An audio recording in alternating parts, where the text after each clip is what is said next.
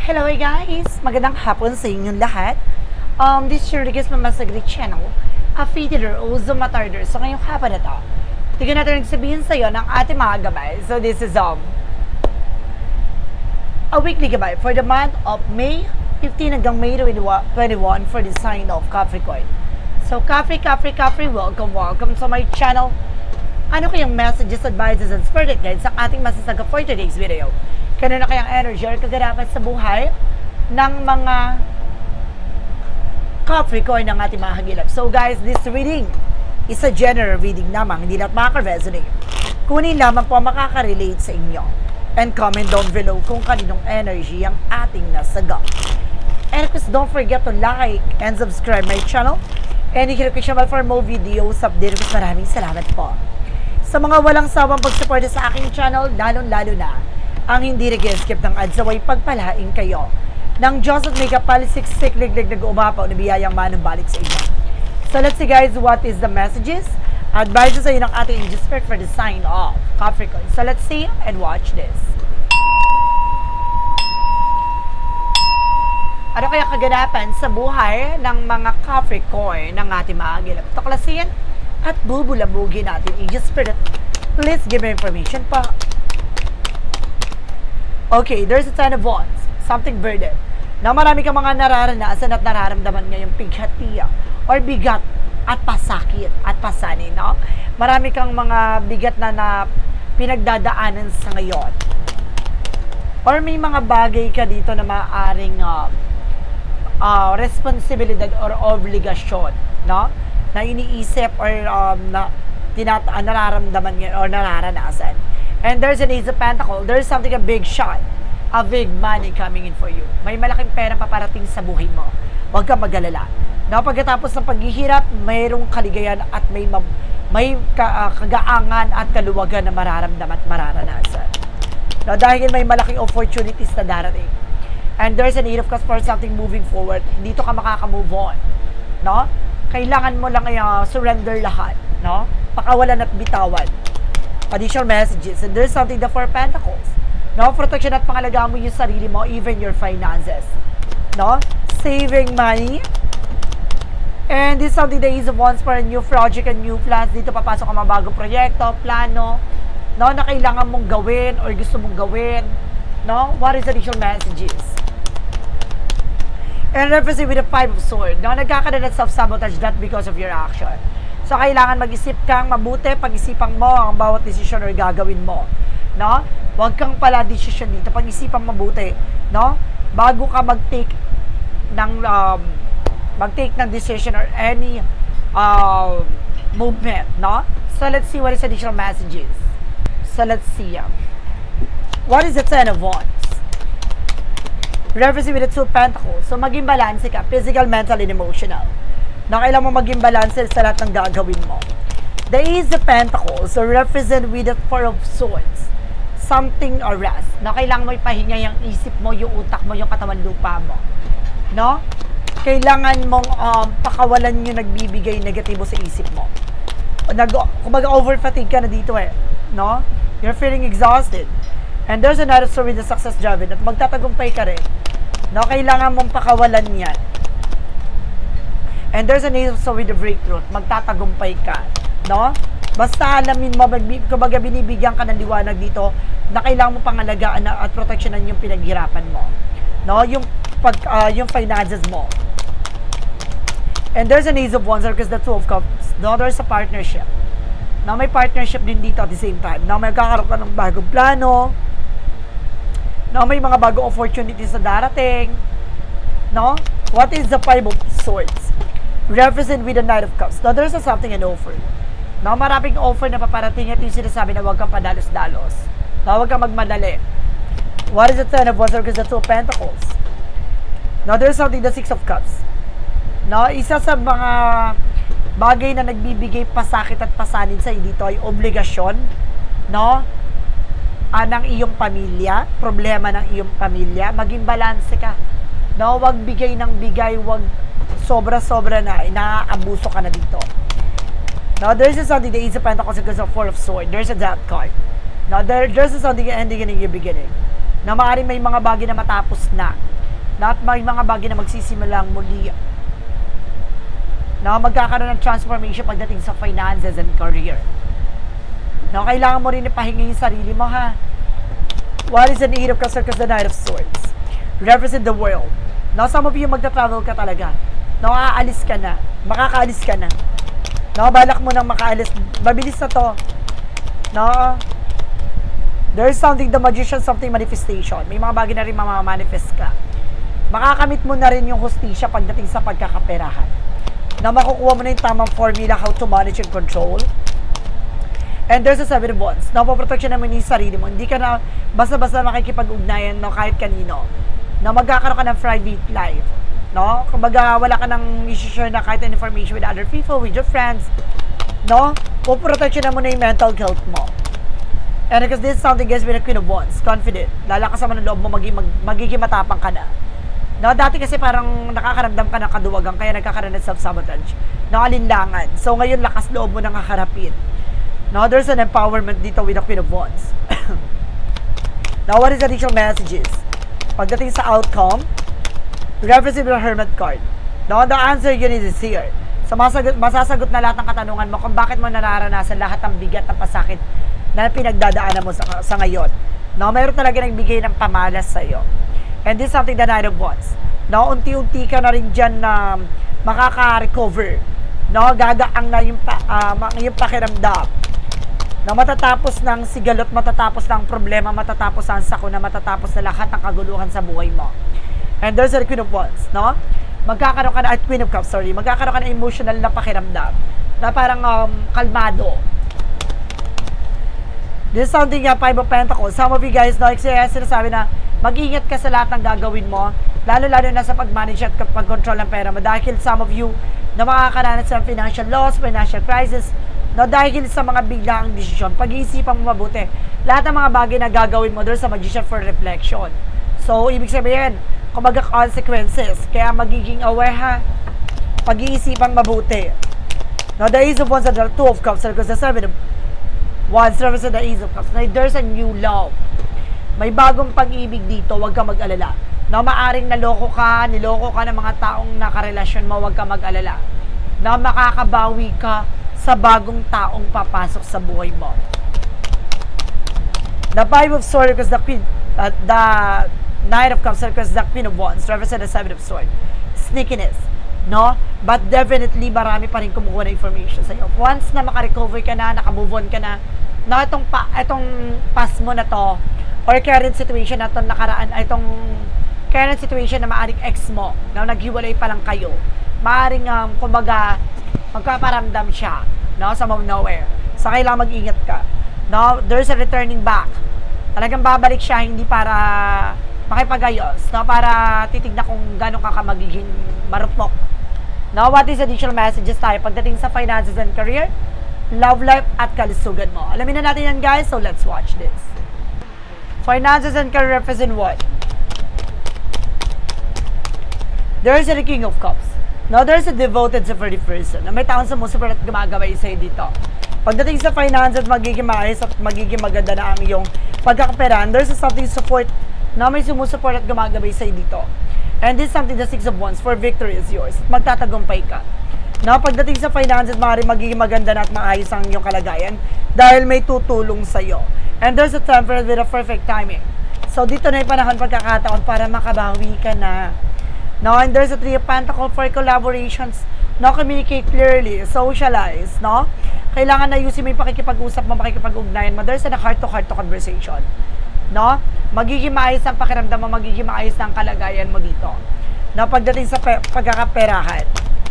No, at the same time, there's something, the Eight of Pentacles, no? Mag-focus ka lang sa ginagawa mo, sa negosyo, trabaho, hanap buhay mo.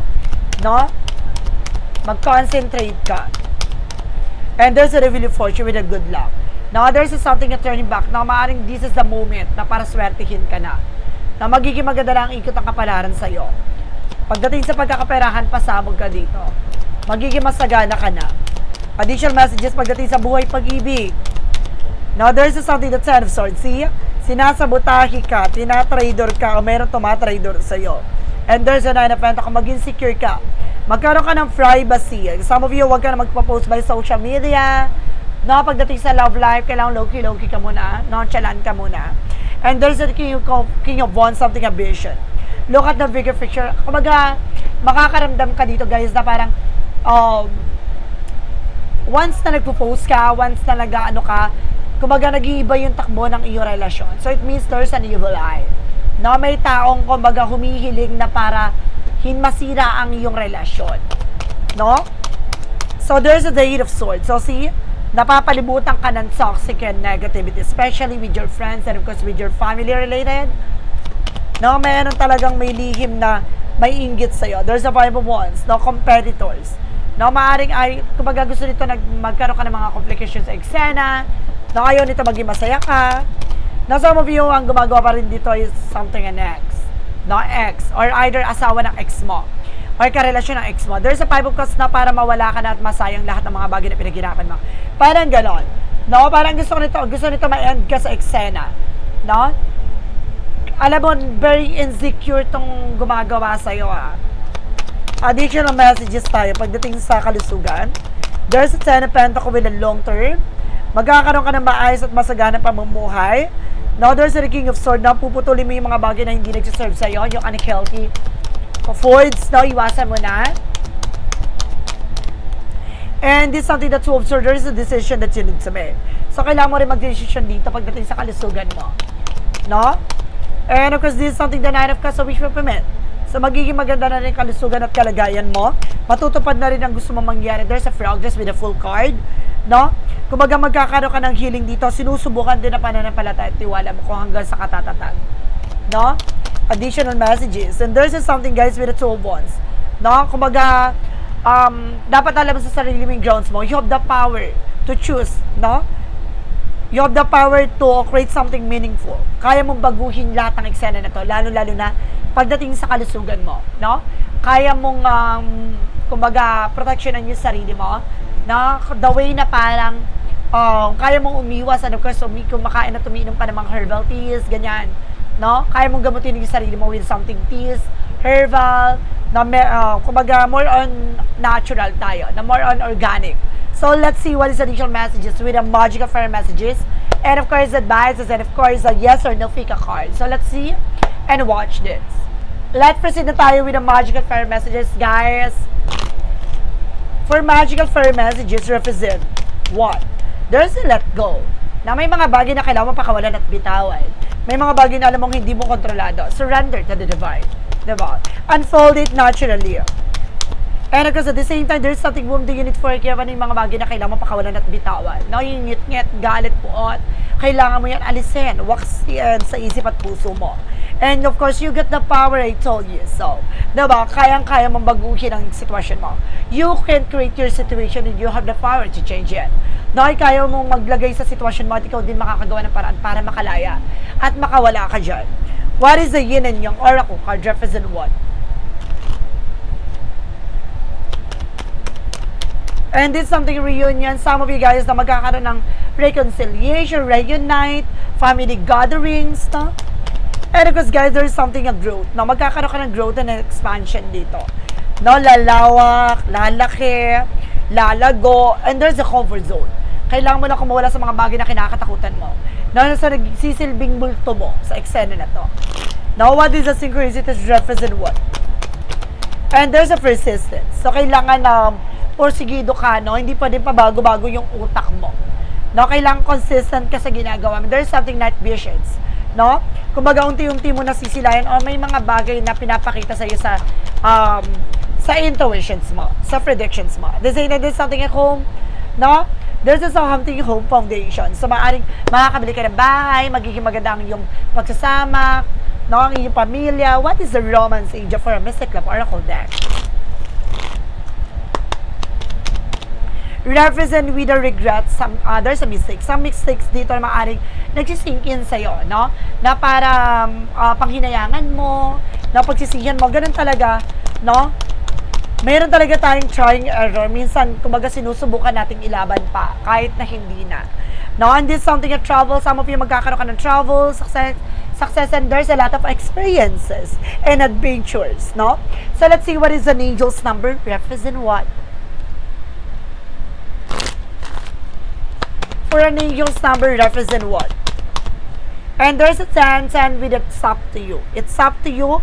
Represent with it's time to put those long cherished ideas into action. So you will soon come through into contract with appropriate individuals, circumstances, and resources. Eventually, you will experience joy as well as a brand new opportunities. Trust in the process. So, kailangan mo magtiwala sa tamang proseso. Na matuto kang kumalma, nasa sayo yan. Kung susuko ka o lalaban ka, o kung magagagalingan mo. Diba? What is the money move oracle deck? And there's a new beginning. So, magkakaroon ka ng bagong simula. No, bagong eksena. This is something you hit the reset button. Now, you will start a new job. Life clean and sweep over. Diba? Masabog. May bagong eksena. Let's see what is the path of the light. Represent what? What is the path of the light? Represent what? Represent I am the light. So, ikaw ay magsisilbing liwanag sa eksena na to. No matter the trials I face, I hold faith in a bright future. I transform darkness into the light, opening my heart to others and to God. I draw the light to myself. I shine with all my being, radiating love and hope and strength. So, see? Kung alam mo sa sarili mo, ikaw yung nagsisilbing liwanag sa iba. No? Ikaw yung nagsisilbing liwanag sa mga taong nasa paligid mo. No? Kaya siguro gusto nilang pundihin ka, sirain ka, no? Dahil nakikita nila magiging mapayagpag ka, na mananatili kang kumbaga matagumpay sa eksena na to. Huwag kang mag-alala. What is a shadow work represent what? The shadow work represent this is something avoidance, confrontation and progress, no? Kailangan mong umiwas, no? At kumbaga confrontahin or kailangan mo harapin siguro at the same time, no? Kumbaga it's the key to see need to avoid discomfort but also to overcome and thrive. So see, kailangan mo sumabay sa eksena. No, wag kang matakot, wag kang mangamba, no, nasa tamang progreso ka. No, magpatuloy ka na walang kinakatakutan, walang kinikilingan. And of course, let's see what is the what lies beneath with the hidden future. Ano yung mga bagay na nakatago sa hinahanap mo?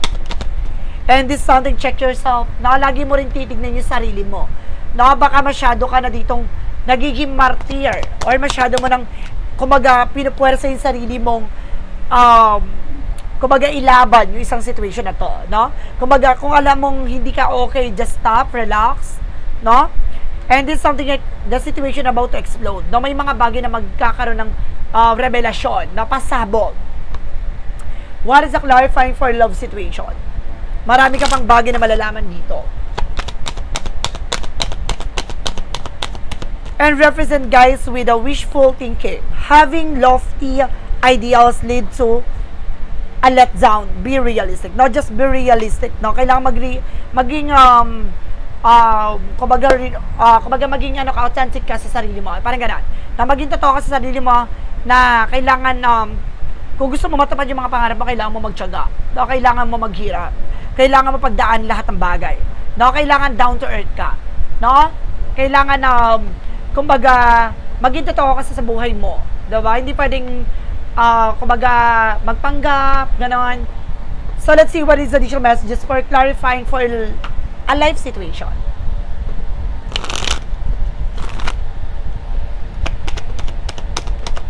And this is something, guys, with a truth intention. Now stay authentic and align, trusting your inner wisdom to guide you towards genuine fulfillment. See? Manatili ka, authentic self, kasi sinasabi ko naman kanina, with a line something trusting your inner wisdom. No, talagang magtiwala ka sa sarili mong kakayanan, sa sarili mong kaalaman.